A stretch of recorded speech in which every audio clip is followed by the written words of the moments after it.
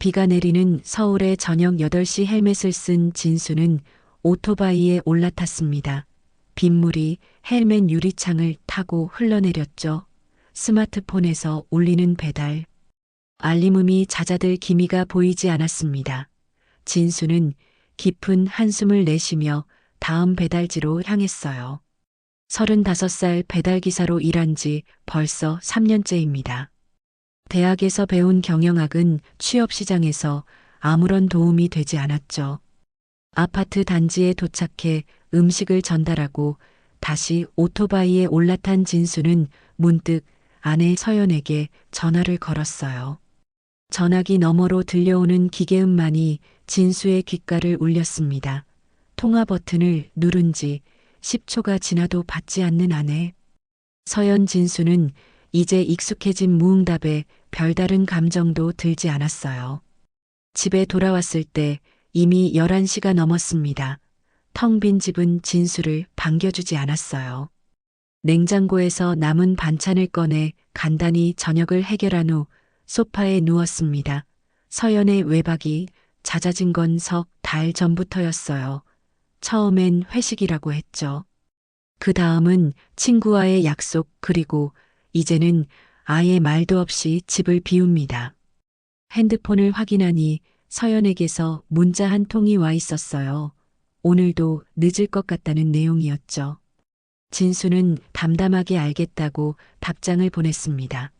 문득 서연의 SNS를 열어보고 싶은 충동이 들었으나 비밀번호가 걸려 확인할 수 없었어요.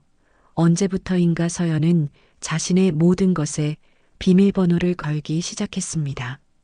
침대에 누워 천장을 바라보던 진수의 귓가에 빗소리가 들렸어요. 창밖으로 보이는 도시의 불빛이 빗방울에 반사되어 흐릿하게 춤을 추고 있었습니다. 진수는 아내와의 첫 만남을 떠올렸어요. 대학 시절 우연히 같은 수업을 들으며 알게 된 서연은 항상 밝고 명랑했죠. 그때의 기억이 마치 다른 사람의 인생처럼 멀게만 느껴졌습니다. 다음 날 아침 6시 알람이 울리기 전에 눈을 뜬 진수는 옆자리를 확인했어요. 서연은 아직 돌아오지 않았습니다. 평소와 같이 출근 준비를 마치고 현관문을 열었을 때 핸드폰이 울렸어요. 모텔에서 음식 배달을 요청하는 주문이었습니다. 평소에는 받지 않던 모텔 배달이었지만 오늘따라 왠지 받아야 할 것 같은 기분이 들었어요. 진수는 내비게이션에 주소를 찍고 출발했습니다. 오전 7시 도로는 출근길 차량들로 붐볐죠. 빗줄기는 어제보다 더 굵어졌어요. 오토바이를 타고 가는 내내 진수의 마음속에는 설마 하는 생각이 떠나질 않았습니다. 모텔 주소를 확인하면서도 그럴 리가 없다라고 스스로를 안심시켰어요. 30분 후 진수는 도착한 모텔 앞에 오토바이를 세웠습니다. 붉은색 네온 사인이 비에 젖어번져 보였죠. 진수는 헬멧을 벗고 음식 봉투를 들고 2층으로 올라갔어요. 객실 번호를 확인하고 문 앞에 선 진수는 잠시 망설였습니다. 그저 평범한 배달일 뿐이라고 스스로를 다독였어요. 초인종을 누르자 곧바로 문이 열렸습니다. 진수의 눈앞에 드러난 모습은 속옷 차림의 아내 서연과 젊은 남자였죠. 남자는 서연의 허리를 감싸 안은 채 웃고 있었어요. 서연은 진수를 발견하고도 놀라는 기색이 없었습니다. 오히려 당황한 것은 진수 자신이었어요. 진수님이세요. 배달 왔네요. 서연의 목소리에는 어떤 죄책감도 느껴지지 않았습니다. 옆에 선 남자는 진수를 위아래로 훑어보며 미소를 지었죠. 민재야, 돈 좀 줘. 서연이 남자에게 말했어요. 진수는 그대로 서 있었습니다. 온몸의 피가 식는 느낌이었어요. 민재라는 남자가 지갑에서 10,000원을 꺼내 서연에게 건넸습니다. 서연은 그 돈을 받아 진수에게 내밀었죠. 음식값이랑 잔돈은 가져요. 서연의 말에 진수는 아무 말도 할 수 없었어요.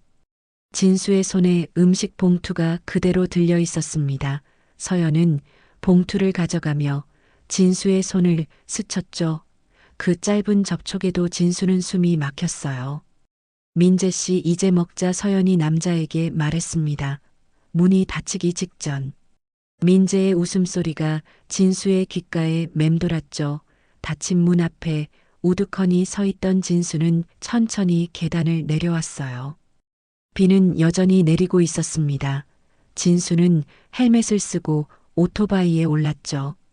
집으로 돌아가는 길 오토바이를 탄 진수의 몸이 비에 흠뻑 젖었습니다. 하지만 그보다 더 차갑게 식은 것은 진수의 마음이었어요. 배달 애플리케이션의 알림음이 계속해서 울렸지만 진수는 더 이상 받지 않았습니다. 그저 기계적으로 핸들을 잡은 채 앞만 보고 달렸죠. 그날 밤 집에 돌아온 서연은 아무 일도 없었다는 듯 행동했습니다. 욕실에 들어가 샤워하는 서연의 뒷모습을 바라보며 진수는 모든 것이 끝났다고 느꼈어요. 더 이상 물어볼 것도 따질 것도 없었습니다. 그저 현실을 받아들일 시간이 필요했죠. 다음 날 아침 진수는 출근하지 않았습니다. 배달 앱에 휴무를 등록한 채 하루 종일 침대에 누워 있었어요. 서연은 평소처럼 출근했고 집은 다시 적막에 잠겼습니다. 이불에서는 여전히 서연의 향기가 남아 있었죠. 진수는 그 향기를 맡으며 가슴이 무너져 내리는 것을 느꼈어요. 창밖으로 보이는 하늘은 맑았습니다. 어제의 비는 온데간데 없이 사라졌죠. 진수는 천천히 일어나 거실로 나왔어요. 벽에 걸린 결혼사진이 눈에 들어왔습니다. 사진 속 서연은 환하게 웃고 있었고 그 옆에 진수도 행복해 보였어요. 5해 전의 모습이었죠. 진수는 사진을 오래도록 바라보았습니다. 언제부터 모든 것이 잘못되기 시작했는지 스스로에게 물었어요. 결혼 초기에는 행복했습니다. 비록 큰 부자는 아니었지만 서로를 믿고 의지하며 살았죠. 그러나 어느 순간부터 서연의 눈빛이 달라졌어요. 진수의 직업을 무시하는 듯한 태도, 외박이 잦아지는 생활 패턴 그리고 결정적으로 모텔에서의 만남까지. 저녁이 되어 서연이 돌아왔습니다. 현관문 소리를 듣고 진수는 소파에서 일어섰어요. 서연은 진수를 보고 잠시 멈칫했습니다. 오늘 회사 안 갔어. 서연의 물음에 진수는 천천히 고개를 끄덕였죠. 아프냐는 서연의 말에 진수는 담담하게 물었어요. 왜 하필이면 그 모텔이었냐고. 서연의 표정이 굳었습니다. 무슨 소리야 모르는 척하는 서연의 모습에 진수는 웃음이 나왔어요. 어제 내가 민재와 있던 모텔 내가 배달 갔던 곳이야. 진수의 말에 서연은 잠시 침묵했습니다. 그리고는 의외로 담담하게 말했죠. 어차피 알게 될 거였어. 서연은 가방을 소파에 던지고 거실을 서성였습니다. 말을 이어가는 서연의 목소리는 냉정했어요. 이혼하자 서연의 단호한 말에도 진수는 놀라지 않았습니다. 이미 예상했던 말이었으니까요. 다만 왜라는 질문이 목구멍까지 올라왔어요. 내가 너무 지겨웠어. 서연의 말에 진수는 움찔했습니다. 사람이 아닌 ATM이더라. 서연의 냉정한 목소리가 계속되었죠. 돈만 가져다 주는 기계 그게 전부였어. 서연의 말에 진수는 아무 말도 할 수 없었어요. 다만 천천히 고개를 끄덕였습니다. 민재는 내게 꿈을 줘. 서연이 말했죠. 그는 직장도 있고 미래도 있어. 너와는 달라. 서연의 말 한마디 한마디가 진수의 가슴을 파고들었지만 더 이상의 감정은 느껴지지 않았어요. 진수는 묵묵히 서연의 말을 들었습니다. 이제 와서 무엇을 더 바랄 수 있겠습니까? 서연은 이틀 후에 이혼 서류를 가져오겠다고 했습니다. 진수는 다시 고개를 끄덕였어요. 더 이상 할 말이 없었습니다. 서연은 짐을 챙겨 집을 나갔고 진수는 다시 혼자가 되었죠. 텅 빈 집안에서 진수는 오랫동안 움직이지 않고 서 있었어요. 모든 것이 꿈 같기만 했습니다. 이틀 후 약속대로 서연이 이혼 서류를 들고 찾아왔습니다. 진수는 아무 말 없이 서류를 받아들었어요. 서연은 자신의 변호사가 모든 절차를 진행할 것이라 말했죠. 진수가 싸울 의지가 없다는 것을 알고 있는 듯 했습니다. 한때 사랑했던 두 사람 사이에 이제 법적 문서만이 남아 있었어요. 진수는 서류에 도장을 찍었습니다. 자신의 이름 옆에 찍힌 빨간 인장을 바라보며 5해의 결혼 생활이 이렇게 끝나는구나 생각했어요. 서연은 서류를 챙기며 미안하다는 말도 없이 집을 나갔습니다. 진수는 창가에 서서 서연이 타고 온 검은색 외제차를 바라보았죠. 아마도 민재의 차일 것입니다. 그날 밤 진수는 오랜만에 소주를 마셨어요. 한 병이 비워지고 두 병이 비워졌습니다. 취기가 오르자 진수의 마음속에 어떤 감정이 서서히 피어올랐죠. 분노도 슬픔도 아니었습니다. 그저 사람 대 사람으로서 최소한의 예의는 지켜야 하는 거 아냐라는 생각이 들었어요. 세 번째 소주병을 따르며 진수는 서연과 민재에 대해 생각했습니다. 법적으로 뭔가를 하거나 폭력을 쓸 생각은 없었어요. 그저 자신이 당한 만큼만 돌려주고 싶었습니다. 딱 본인이 감당할 수 있는 만큼의 복수, 그것이 진수가 원하는 전부였죠. 다음 날 아침 진수는 평소보다 일찍 일어났어요. 숙취에도 불구하고 머리는 맑았습니다. 인터넷 검색창에 민재라는 이름을 입력했죠. 서연이 말했던 대로 민재는 지역에서 꽤 이름이 알려진 피트니스 센터를 운영하고 있었어요. 잘생긴 얼굴로 SNS에서도 인기가 많아 보였습니다. 진수는 오토바이를 타고 민재의 피트니스 센터로 향했어요. 센터 앞에 도착해 밖에서 한참을 바라보았습니다.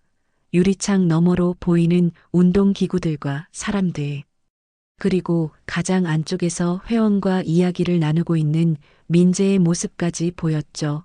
진수는 천천히 센터 안으로 들어갔어요. 안녕하세요. 등록하러 왔습니다.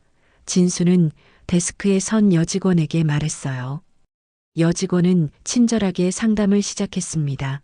진수는 1년 회원권을 결제했죠. 거의 모든 저축을 털어 지불한 금액이었습니다. 하지만 진수에게는 그만한 가치가 있었어요. 회원카드를 받은 진수는 탈의실로 향했습니다. 운동복으로 갈아입고 피트니스 센터로 들어섰어요. 민재는 여전히 회원들과 이야기를 나누고 있었습니다. 진수는 러닝머신에 올라 걷기 시작했죠. 민재를 향한 시선을 거두지 않은 채 진수는 자신의 계획을 다시 한번 점검했어요. 오늘부터 한 달간 진수는 그저 관찰만 할 것입니다. 민재의 일과와 행동 패턴, 센터 내 인간관계를 파악할 것이죠. 그리고 적절한 때가 오면 진수는 자신이 당한 것처럼 민재에게도 사회적 고립을 선사할 것입니다. 법적으로도 도덕적으로도 문제가 되지 않는 방식으로요. 러닝머신 위에서 천천히 걸으며 진수는 생각했어요. 이것은 복수가 아니라 공정함을 위한 행동이라고, 내가 당한 만큼만 돌려주는 것. 그것이 진수가 원하는 전부였습니다. 민재가 문득 진수 쪽을 바라보았지만 알아보지 못했죠. 진수는 모자를 눌러쓰고 시선을 돌렸어요. 한 달이 지났습니다. 진수는 꾸준히 피트니스 센터에 다니며 민재를 관찰했어요. 민재는 인기 트레이너답게 회원들 사이에서 신뢰를 얻고 있었습니다. 특히 여성 회원들에게 인기가 많았죠. 민재의 PT를 받기 위해 대기하는 회원도 있을 정도였어요. 그런 민재의 모습을 지켜보며 진수는 참을성 있게 기다렸습니다. 어느 날 저녁 진수는 탈의실에서 우연히 민재의 통화를 엿듣게 되었어요. 서연과의 대화였습니다. 서연의 이름이 언급되는 순간 진수의 귀가 번쩍 뜨였죠. 민재는 전화 속 서연에게 냉담하게 말하고 있었어요. 다른 여자와 만나고 있다는 내용이었습니다. 진수는 가방에서 조심스럽게 스마트폰을 꺼내 녹음 기능을 켰어요. 내가 생각하는 것처럼 진지한 사이가 아니야. 민재의 목소리가 또렷하게 녹음되었습니다. 재밌는 시간 보내고 각자 갈 길 가는 거지. 내 남편이랑 이혼한 것까지는 좋은데. 나한테 뭘 바라지는 마. 민재의 말이 계속되었죠. 녹음을 마친 진수는 스마트폰을 다시 가방에 넣었어요. 민재의 통화가 끝나고 탈의실을 나가는 모습을 지켜보았습니다. 이제 행동에 옮길 때가 왔다는 생각이 들었죠. 진수는 다음 날부터 본격적으로 계획을 실행에 옮겼어요. 먼저 진수는 센터에서 친분을 쌓은 몇몇 회원들에게 접근했습니다. 트레이너 민재 씨 알아요라고 물으며 자연스럽게 대화를 이끌었죠. 그러다 마치 무심코 말하는 것처럼 이야기했어요. 사실 제 아내랑 바람 피운 사람이에요. 모텔에서 제가 배달하다 딱 마주쳤죠. 회원들의 반응은 다양했습니다. 놀라는 사람, 믿기 힘들다는 사람, 동정하는 사람도 있었죠. 진수는 과장하거나 거짓말하지 않았어요. 그저 있었던 일을 그대로 말할 뿐이었습니다. 민재가 서영과의 관계에서 자신을 속인 것처럼 다른 여성들도 속이고 있다는 암시를 주었어요. 진수의 이야기는 센터 내에서 조용히 퍼져나갔습니다. 회원들 사이에서 민재를 보는 시선이 조금씩 달라지기 시작했죠. 특히 여성 회원들의 눈빛이 변했어요. 민재의 PT를 받던 여성 회원 몇 명이 갑자기 트레이너를 변경했습니다. 진수는 녹음한 통화 내용을 센터 내 친해진 회원 몇 명에게 들려주었어요. 이건 민재가 제 아내와 통화하는 내용이에요. 진수의 말에 회원들은 충격을 받은 듯 했습니다. 녹음 속 민재의 냉담한 목소리는 평소 센터에서 보여주던 친절한 모습과 너무나 달랐죠. 어느새 민재에 대한 소문이 센터 전체에 퍼졌어요. 결혼한 여성을 꼬드겨 이혼하게 만든 후 버렸다는 이야기. 여러 여성과 동시에 관계를 맺고 있다는 소문까지 떠돌았습니다. 진수는 그저 관찰자로 남아 상황이 흘러가는 대로 두었죠. 민재는 점차 변화를 느끼기 시작했습니다. 예전처럼 회원들이 반갑게 인사하지 않았어요. 여성 회원들은 그를 피하기 시작했고, 남성 회원들도 예전 같은 친밀함을 보이지 않았죠. 민재의 표정이 점점 어두워져 갔습니다. 새로운 PT 회원도 줄어들었어요. 한 달이 더 지났을 때 진수가 러닝머신 위에서 운동하고 있을 때였습니다. 민재가 다가와 진수 앞에 서더니 물었어요. 혹시 전에 어디서 뵌 적 있나요? 진수는 천천히 러닝머신을 멈추고 모자를 벗었습니다.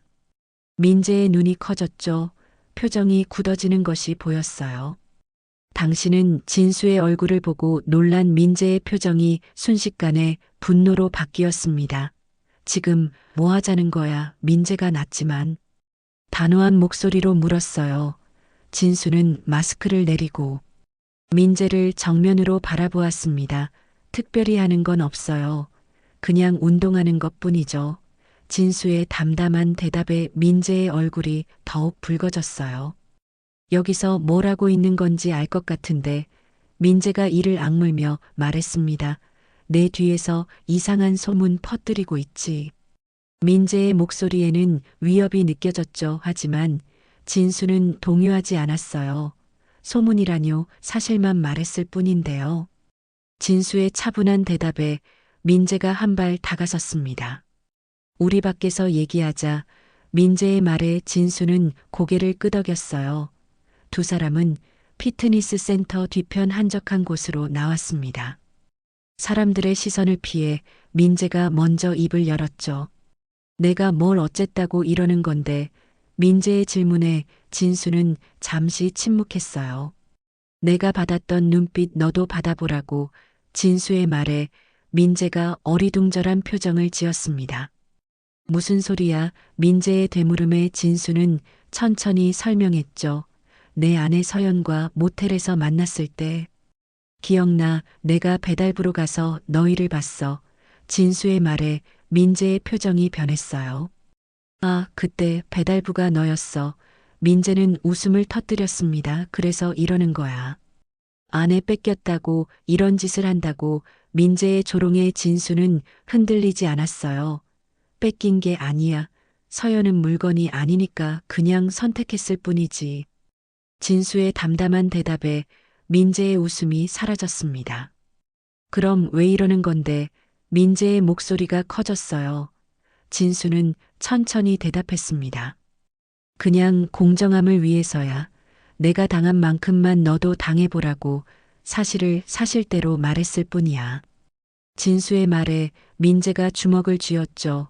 그래서 내 평판을 망치려고 이런 짓을 한다고. 진수는 민재를 똑바로 바라보았습니다. 내가 한 짓이라니 그저 사실을 말했을 뿐인데. 내가 서연에게 한 말도 내가 한 말이고 모텔에서의 행동도 내가 한 행동이잖아. 나는 그저 그 사실을 사람들에게 알려줬을 뿐이야. 진수의 말에 민재가 한 발 물러섰어요. 내가 내 사업을 망치려고 한다면 가만히 있지 않을 거야. 민재가 위협했습니다. 진수는 여전히 차분했어요. 망치려는 게 아니야. 너의 행동이 너의 사업을 망치는 거지. 내가 아니라 너의 평판은 내가 스스로 만든 거잖아. 진수의 말에 민재가 할 말을 잃었습니다. 뭘 원하는 거야? 결국 민재가 물었어요. 진수는 천천히 고개를 저었습니다. 특별히 원하는 건 없어. 그저 내가 나에게 했던 것처럼. 너도 사회적으로 고립되는 기분을 느껴보길 바랐을 뿐이야. 진수가 말했죠. 내가 내 아내와 바람을 피웠을 때 내가 느꼈던 그 배신감과 수치심을 너도 경험해 보라고. 민재의 얼굴에서 혈색이 사라졌습니다. 그는 더 이상 진수를 위협하지 않았어요. 대신 낮은 목소리로 말했죠. 서연이랑은 이미 끝났어. 진수의 계획대로 되지 않을 거야. 진수는 미소를 지었습니다. 이미 알고 있어. 내가 여기 온 지 2달 동안 너희 관계를 지켜봤으니까. 민재가 놀란 눈으로 진수를 바라보았어요. 너 얼마나 오래 이런 짓을 할 생각이야? 민재의 질문에 진수는 어깨를 으쓱했습니다. 특별히 계획은 없어. 그냥 내가 당신이 당한 결과를 보고 싶었을 뿐이야. 오늘로 충분해. 이제 그만둘 거야. 진수의 말에 민재는 혼란스러운 표정을 지었습니다. 정말이야. 더 이상 센터에 오지 않을 거야. 이제 내 삶을 살 뿐이지. 진수가 말했어요. 민재는 안도의 한숨을 내쉬었지만 여전히 의심스러운 눈길을 보냈습니다. 단 하나만 기억해. 민재야. 진수가 돌아서며 말했죠. 사람에게는 최소한의 예의를 지켜야 한다는 것을. 민재와의 대화 이후 진수는 약속대로 피트니스 센터에 더 이상 나가지 않았습니다. 평소처럼 배달 일을 하며 조용히 지냈어요. 시간이 흐르면서 서연과 민재에 대한 생각도 점차 옅어져 갔습니다. 가끔 텅 빈 집에 돌아와 혼자 밥을 먹을 때면 서연의 빈자리가 느껴졌지만 그것도 이제 익숙해졌죠. 이혼 절차는 순조롭게 진행되었어요. 서연의 변호사가 모든 것을 처리했기에 진수는 특별히 할 일이 없었습니다. 2사람 사이의 재산이라고 해봐야 월세 아파트와 약간의 가전제품뿐이었죠. 서연은 모든 것을 포기한다고 했어요. 진수는 그런 서연의 마음을 이해했습니다. 새 출발을 위한 결정이겠지요. 어느 비오는 저녁 진수가 배달을 마치고 돌아오는 길이었습니다. 신호등 앞에 멈춰 서 있을 때 옆에 멈춰 선 차에서 익숙한 얼굴이 보였어요. 민재였습니다. 그러나 그는 혼자가 아니었죠. 옆자리에는 젊은 여성이 앉아 있었어요. 진수는 무표정하게 앞만 바라보았습니다. 3개월이 지난 어느 날 갑자기 서연에게서 전화가 왔어요. 처음에는 받지 않으려 했지만 3번째 전화가 오자 진수는 통화 버튼을 눌렀습니다. 서연의 목소리는 전과 달리 조심스러웠죠. 만나서 얘기 좀 할 수 있을까? 서연의 말에 진수는 잠시 망설였어요. 그래, 어디서 만날까? 진수의 대답에 서연은 안도의 한숨을 내쉬었습니다. 우리가 자주 가던 카페 어때? 서연의 제안에 진수는 동의했어요. 다음 날 퇴근 후 진수는 약속 장소로 향했습니다. 카페에 들어서자 구석자리에 앉아 있는 서연이 보였죠. 예전보다 훨씬 수척해진 모습이었어요. 커피를 앞에 두고 서연이 먼저 입을 열었습니다. 민재랑 헤어졌어. 서연의 말에 진수는 이미 알고 있다는 듯 고개를 끄덕였어요. 민재가 다른 여자를 만나고 있었대. 서연의 목소리가 떨렸습니다. 너무 바보같이 믿었어. 진수는 말없이 서연의 이야기를 들었죠. 이혼한 지 넉 달 만에 민재에게 배신당했다는 서연의 이야기가 이어졌습니다. 게다가 민재의 피트니스 센터는 회원이 급격히 줄어 결국 문을 닫게 되었다고 했어요. 소문이 너무 안 좋게 퍼져서 그 지역에서는 더 이상 일을 할 수 없게 되었대. 서연의 말에 진수는 담담하게 듣기만 했습니다. 그리고 서연은 조심스럽게 물었어요. 우리 다시 안 될까? 진수를 바라보는 서연의 눈에는 눈물이 고여 있었습니다. 진수는 천천히 자리에서 일어났죠. 커피값을 계산하며 서연을 향해 한마디를 남겼어요. 이제 각자의 길을 가는 게 좋겠어. 진수의 말에 서연은 더 이상 말을 잇지 못했습니다. 카페를 나오는 진수의 등 뒤로 서연의 흐느끼는 소리가 들렸어요. 하지만 진수는 돌아보지 않았습니다. 밖은 여전히 비가 내리고 있었죠. 진수는 헬멧을 쓰고 오토바이에 올랐어요. 엔진 소리가 빗소리에 묻혀 조용히 사라져갔습니다. 이제 정말 모든 것이 끝났다고 진수는 생각했어요. 그로부터 일주일 후 서연에게서 마지막 문자가 왔습니다. 고향으로 내려간다는 내용이었어요. 새로 시작하고 싶다며 짧게 인사를 남겼죠. 진수는 읽고 나서 별다른 답장을 보내지 않았습니다. 서연이 떠났다는 소식에도 특별한 감정이 일어나지 않았어요. 그저 담담할 뿐이었습니다. 진수의 일상은 다시 평범하게 흘러갔어요. 아침에 일어나 배달을 하고 저녁엔 혼자 밥을 먹는 생활. 어쩌면 결혼 전의 삶으로 돌아간 것 같았습니다. 하지만 달라진 것이 있다면 이제 진수는 더 이상 과거에 연연하지 않게 되었다는 점이죠. 모든 것을 받아들이고 앞으로 나아가는 법을 배웠어요.